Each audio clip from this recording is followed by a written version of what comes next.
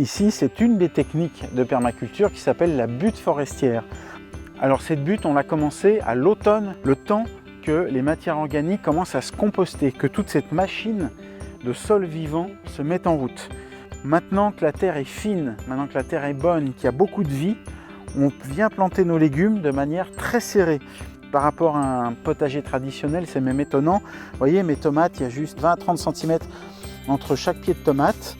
Ils sont sur le sommet de la butte et on a intercalé des légumes différents à chaque fois. Donc, j'ai jamais deux salades côte à côte. Là, j'ai de la betterave à côté d'une salade, puis à nouveau une betterave et puis une salade, etc., etc. On intercale les légumes, on essaye de les mettre en quinconce et on essaye que deux légumes identiques ne soient pas à côté les uns des autres. Les betteraves, elles vont mettre longtemps à pousser. Les betteraves, on va les récolter en fin d'été, début d'automne. Un peu plus loin, j'ai les salades et les céleris raves. Et avec des légumes un peu plus haut, au centre, ça va me permettre d'abriter aussi la butte du soleil l'après-midi, notamment mes basiliques. Je les ai mis près des tomates.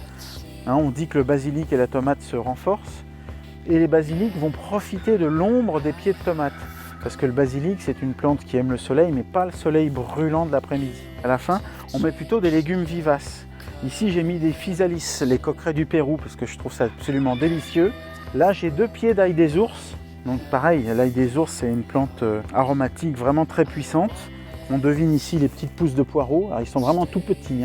Vous voyez, on les a vraiment mis en quinconce entre les salades. On a mis un petit tuyau goutte à goutte pour nous faciliter l'arrosage, ça c'est un petit plus. Ça va permettre de maintenir de la fraîcheur dans la butte.